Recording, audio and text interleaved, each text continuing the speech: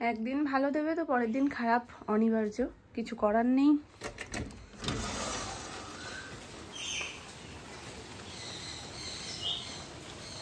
আজ আর সারাদিন বোধ হয় না রোদ উঠবে।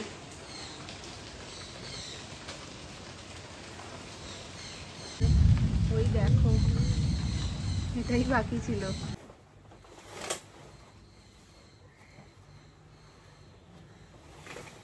গুড মর্নিং, সুপ্রভাত। কেমন আছো সবাই? আই হোপ সবাই খুব ভালো আছো, সুস্থ আছো। বৃষ্টির জন্য যেটুকু যা মন খারাপ, সেই মন খারাপটুকু আমারও আছে, কারণ পুজোর আর একটা মাসও বাকি নেই। আর এই মুহূর্তে দাঁড়িয়ে এই রকম বৃষ্টি জাস্ট মেনে নেওয়া যাচ্ছে না। আজকের প্ল্যানটা একেবারে অন্যরকম ছিল, কিন্তু সেই প্ল্যানটার হলো কোথায়। আমি ভেবে রেখেছিলাম, যেহেতু তোমাদের প্রচুর কমেন্ট আসছে যে পুজো স্পেশাল কিছু শেয়ার করো, Durga Puja special skin care, hair care, body care সমস্ত কিছু নিয়ে এসো দিদি। তো আমি ভেবেছিলাম তোমাদের সাথে সব মিলিয়ে একটা দারুণ কেয়ার শেয়ার করব, যেটা প্রি পুজো কেয়ার বলতে পারো। আর এটাতে সব রকম কিছুই থাকবে, কিন্তু থাক এখন নাই বললাম, সেটার জন্য একটু অপেক্ষা করো। আজকে শুরু হয়ে গেছে নিচের ঘর ঝাড়পোছ, ভাদ্র মাসের ঝাড়পোছ। ওপরের ঘর দুটো তো কমপ্লিট হয়ে গেছে, বড় ঘরটাও দেখলে আগের দিন ধরেছিলাম, বড় ঘরটায়ও প্রচুর ধুলো পড়েছিল, তো ওগুলো সমস্ত কিছু ক্লিন হয়ে গেছে। আজকে নিচের ঘর, আর এই ঘরটা দিয়েই শুরু হয় প্রতি বছর, সোনামা এই ঘরটা দিয়ে শুরু করে, আর এরকম খোপা টোপা করে শুরু করে। তো এই বিগত কিছু বছর ধরে অ্যানিকে গিয়ে জিজ্ঞেস করে, আমি কে বলো তো, আমি কি ভূতু? না চিনতে পারবে না, ও তো অভ্যেস হয়ে গেছে, ছোট দিয়ে দেখছে। কোথায় কোথায়? বেলুন কোথায় পেয়েছো? এই ওপরে জিনিসগুলো সোনার নিজস্ব ডাস্টবিনে ফেলা, মানে খাট থেকে টুক করে নিজে ফেলে দেয়, আর তারপরে যেটা দরকার হয় সেটা ধরো আবার ধুয়ে কেচে নেওয়া হয়। আর এই বলটাগুলো তো তেমন কিছু দরকার হয় না, তো এগুলো সব আজকে বেরিয়েছে।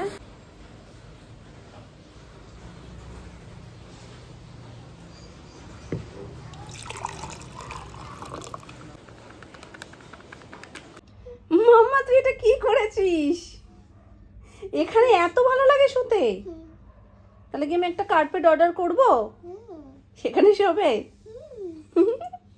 রাস্তায় শোবে, রাস্তায় রাস্তায় কার্পেট পেতে। কোথায়? বড় ঘরের মাঝখানে কার্পেট পেতে শোবে? এখানেই শোবে? আমি যাই আনি ও এখানটাই শোবে, ওর এত ভালো লাগে। ও বাইরে থেকে কুশন নিয়ে নিজে নিজে পাকামি করেছে, দেখো। তা তোমাকে তাহলে আমি নিচেই জায়গা করে দিই, বিছানায় আর শুয়ে কি লাভ? কালকে ওই যে টিপটপ প্যাকেটগুলো হয় না, যেটা দিয়ে পুরো একদম রোল করা থাকে জিনিসগুলো, যেগুলো সোনাই আর সোনাইয়ের নাম না ভীষণ ভালোবাসে ফাটাতে, প্রথমে ওটা পেতে বসেছে, তারপরে আবার বালিশ নিয়ে গেছে শোবে বলে। নিচে শুতে এত ভালো যখন লাগছে, তাহলে ওপরে আর তোমাকে নেবো না আমরা, ঠিক আছে?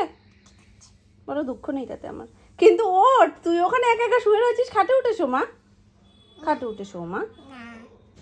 ঝাড়পোছার দিন রান্নাবান্নার চাপটা অনেকটা কম থাকে। কালকে রাত্রেই মোটামুটি সমস্ত কাটাকুটি গোছানো হয়ে গেছে, আজকে জাস্ট সকাল সকাল উঠে রান্নাটা হয়েছে। ঝুড়ি ভর্তি ফুল ফুটেছে আজকে। বৃষ্টির জল পড়লে একটা জিনিস খুব ভালো হয়, আর কিছু হোক না হোক ফুলগুলো বেশ ভালো ফোটে, আর গাছগুলো খুব তাগড়াই হয়ে গেছে। গপুর আজকে সাজুগুজু একেবারে সিম্পল। ফুল বেশি থাকলে সাজাতে সময় লাগে ঠিকই, কিন্তু সাজানোর পর সিংহাসনটা খুব সুন্দর লাগে। আজকে প্রচুর প্রচুর ফুল ফুটেছে, পুরো সিংহাসন ভর্তি হয়ে গেছে ফুলে। এই দেখো গোপুসোনার ছোট্ট পদ্মও আজকে কিন্তু ভর্তি হয়ে গেছে ফুলে। আর গোলাপ দুটোও একদম ছোট্ট ছোট্ট ছিল। তো জানি গোলাপ পুজোয় লাগে না, কিন্তু সাজানোর তো কাজে লাগে, তো সেই হিসেবেই গোপুসোনার হাতে ফুলের মতন করে সাজিয়ে দিয়েছি। পুজো হয়ে গেছে আমার, চলো এবার প্রসাদটা তুলে নিচে যাব। একদিন সন্ধ্যা মালতি সন্ধ্যার পরও ফোটে না, আর আজকে দেখো এখনো কত আলো, এর মধ্যেই দেখো ফুটে গেছে। তাহলে কাজ কিছুটা এগিয়ে দিয়েই যাই। সন্ধ্যাবেলায় গাছে আবার অন্ধকারে হাত দেওয়ার থেকে এখনই ফুলগুলো যখন ফুটে গেছে তুলে রেখে যাই রাতের পুজোর জন্য।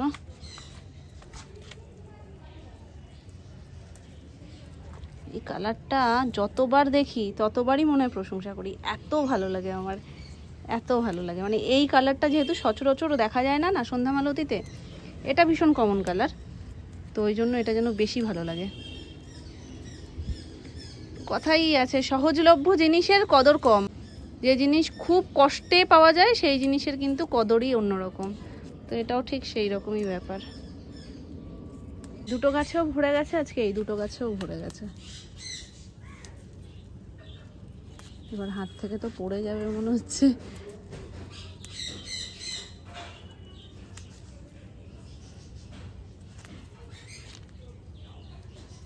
কিছুটা গাছে।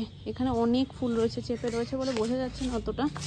আবার বৃষ্টি নামলো বলে আকাশ এই ভালো এই খারাপ এখন। চলো, অনেকটা দেরি হয়ে গেছে আজকে। এরকম দেরি কোনো দিন হয় না। আজকে যত দেরি হয়েছে সব কাজ সেরে এই জাস্ট নামলাম নিচে, চেঞ্জ করে নিলাম। ঘর ঝাড়ার সময় এই জিনিসটা নতুন না, এটা প্রতি বছরেরই, মানে বছরের যে দুবার ভাদ্র মাস আর চৈত্র মাসে ঘর ঝাড়া হয়, সেই দিনগুলো যে কটা দিনে ঝাড়া হয় এত দেরি হয় সেটা ভাবার বাইরে। মানে মোটামুটি খেতে খেতে আমাদের 5টার বেশি হয়ে যায়, এতটা দেরি হয়ে যায়। তো আজকেও যথারীতি প্রচুর দেরি হয়েছে। এই জাস্ট আমি আসলাম, আমারও হয়ে গেছে সব, নিচেও সব কিছু কাজ মোটামুটি হয়ে এসছে। এবার আমরা 3 জনে খেতে বসবো। বাকিদের তো সব তাড়াতাড়ি হয়েছে, কারণ রান্নার এই দিনটাতে না খুব একটা হ্যাপা কিছু থাকে না, কারণ আগের দিনকেই সমস্ত কেটে কুটে গুছিয়ে রাখা হয়, আজকে তাড়াতাড়ি রান্না হবে সেই জন্য। তো রান্না তো অনেক আগেই হয়ে গেছে, সবার খাওয়াও অনেক আগে হয়ে গেছে, তাদের তো বিশ্রামও হয়ে গেছে। এখন বিকেলে চা খাওয়ার সময় হচ্ছে তাদের, আর আমাদের এখন দুপুরবেলার খাবার খাওয়ার সময়। এরই শুধু আমাদের না, যাদের যাদের এই 2বার করে বছরে ঘর ছাড়ার নিয়ম আছে, তাদের প্রত্যেকেরই যেই দিনগুলো ছাড়তে শুরু করে প্রচুর সময় লেগে যায়। যাক, একদিক দিয়ে ভালো, বছরে 2বার করে ঘরটা একদম পুরো নতুনের মতন ঝাঁচকচকে হয়ে যায়। এখন নিচে যাব, খাবার বাড়বো, খাবো 3 জনে। রিমোটটা কি করলি মামা?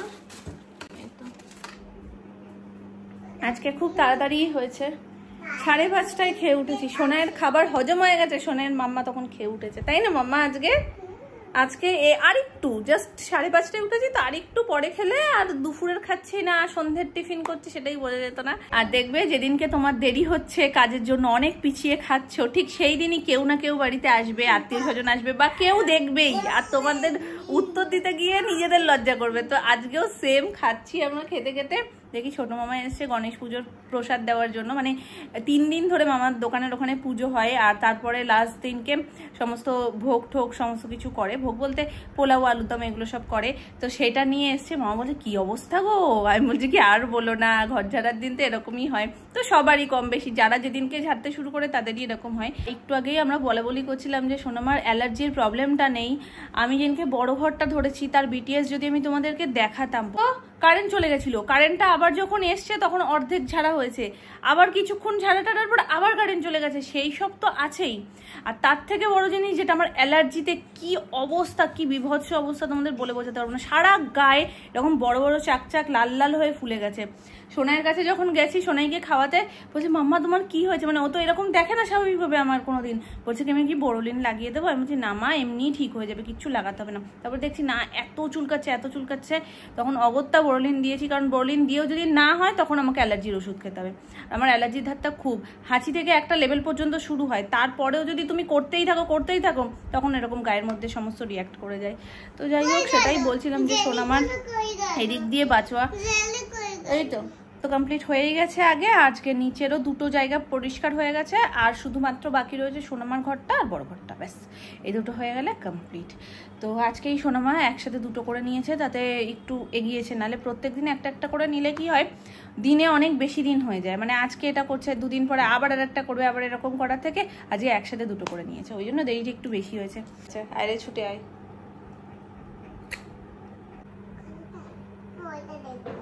এটা কোন বাচ্চা? এটা দেখ মাম্মা, তোর মতন তো পুরো। তোকেও পুজোর আগে নেড়ু করে দেবো। হ্যাঁ এখন চুল না বাঁধলে ওরকম পচা লাগবে নেড়ু করলে, বুঝতে পারছো? চুল বাঁধবে তো? হ্যাঁ বাঁধবে না? চল তোর চুল এক্ষুনি কাটবো, আয়। বাঁধবে বলো? বাঁধবে না তো? আয় তোর চুল এক্ষুনি চুল কাটবো, আয়। আচ্ছা তাহলে কাটবো না, তাহলে তো আমার লক্ষ্মী শোন আমার শোন। দেখ মাম্মার সাথে চাঁদ মামাকে ডাকছে, চলো বাড়িয়ে দিই। আমার মেয়ের জন্য ভাবছি এবার থেকে নিচেই বিছানা করা শুরু করব। দেখো এটা পেতে এবার এখানে বিছানা করেছে, মানে ওই ঘরের ওটা আর এই ঘরের এটা, এই 2টো জিনিসই ওর পছন্দ। খাট তো বেকার করা। সবাই মিলে করবে, কি মজা না? সবাই মিলে করবে। ওর নাম না কেউ এখন ছাড়ছেই না, কিছু করতেই দিচ্ছে না। মানে এখন যাবে হচ্ছে সন্ধে দিতে, যেতে দিচ্ছে না। তাই বললাম ঠিক আছে, তুমি ওকে নিয়ে গিয়ে সুজিটা খাইয়ে দাও, আমি চলে যাচ্ছি। এটা মজা পেয়ে গেছে জানো, এটা খেলার জিনিস, এটা খেলারই জিনিস, কিন্তু খেলার জিনিস তো ভেতরে, ওখান থেকে বের করে নাও। তুমি ওটাকে বারবার করে করছো কেন? আচ্ছা ঠিক আছে, তাহলে করো। তাহলে নিচে গিয়ে খেয়ে নাও, আর নামনার হাতে হাতে গ্লাস বাটি সুজি এগুলো এগিয়ে দেবে, ঠিক আছে? শুনলে তুমি আমার কথাটা? টাইম মতন খেয়ে নেবে কিন্তু। আমি ওপর থেকে শুনতে পাই, তুমি নিচ থেকে খেয়ে আওয়াজ দেবে, মাম্মা আমার খাওয়া হয়ে গেছে। আমি শুনতে পাই ওপর থেকে। হ্যাঁ হ্যাঁ, আমি শুনতে পাবো, তুমি বলবে, আমি শুনতে পাবো।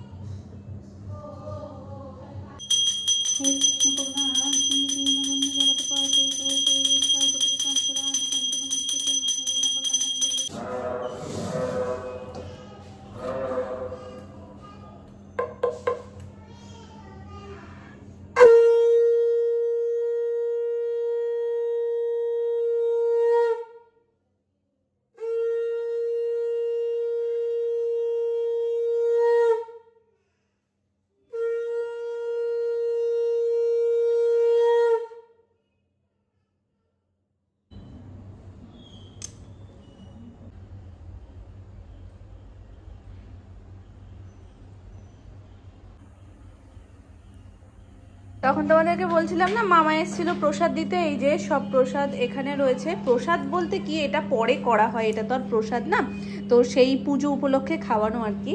তো মেন প্রসাদ তো পুজোর দিন হয়, তাই না? তো যাই হোক, একটা গরম দিয়েছে সোনু খাবে বলে, আর এরকম সবারই আলাদা আলাদা করে প্যাকেট করেই পাঠানো। তো এর মধ্যে না আমি ভেবেছিলাম হয়তো খিচুড়ি আর না হলে পোলাও থাকবে, কিন্তু যা আছে তা সত্যি ভাবারও বাইরে। এটাই কি দিয়েছে? আলুর দম। আর ওটার মধ্যে কি আছে বলো? এটা একটা লাড্ডুর মতন সন্দেশ, মানে লাড্ডুটা যেটা দিয়ে করে সেটা দিয়েই সন্দেশটা করা। আর মেন বিশেষ আকর্ষণটা বলো? একদম লাইভ দেখাবো। হ্যাঁ, লাইভ দেখাবো। গল্প শুনিয়ে তো লাভ নেই, লাইভ দেখো, কাজে লাগবে। আর 35 সেকেন্ড, 34 সেকেন্ড, 33। হ্যাঁ, বিরিয়ানি, গণেশ ঠাকুরের ভোগ বিরিয়ানি, ভেজ বিরিয়ানি। বিরিয়ানি হয়েছে, গন্ধটা পুরো বিরিয়ানির মতন লাগছে, পুরো। আলুও আছে। হ্যাঁ ভেজ না, ভেজে তো সয়াবিন, পুরো বিরিয়ানি, পুরো সয়াবিন টয়াবিন দিয়ে করেছে। গন্ধ পুরো বিরিয়ানির বেরোচ্ছে, মনেই হচ্ছে না যে এটা ভেজ, মনে হচ্ছে এটা নন ভেজ কিছু একটাই। কিন্তু এই কনসেপ্টেও যে গনুসোনার প্রসাদ হতে পারে, মানে ভাবা যায় যে পোলাও খিচুড়ির বাইরেও যে এরকম ভাবা যায়, সেটা আমি এই প্রথম দেখলাম যে ভেজ বিরিয়ানি কোনো পুজোতে করেছে। এই হচ্ছে কমপ্লিট থালি, ভেজ বিরিয়ানি, তার সাথে একদম আলুর দম কষা কষা, আর এখানে একটা লাড্ডুর মতন সন্দেশ, সেটা দেখালাম এর আগে। একজনের জন্য একদম পেট ভরে যাবে। আজকাল রাত্রিবেলায় খাওয়া দাওয়া নিয়ে কোনো চিন্তা নেই, এক একটা প্যাকেট করে গরম দিয়ে এক একজন খেতে বসে যাবে, আর কোনো জ্বালাই নেই। খাবার মানে গরম করো, এক একজনকে এক একটা একটার পর একটা দাও, কোনো ব্যাপার নেই, যে যার প্যাকেট নাও, বসে পড়ো। বলে বলে হ্যালো মোটো, রিংটোনটা পাল্টে দিলাম, আমার এটাই হলো কেন?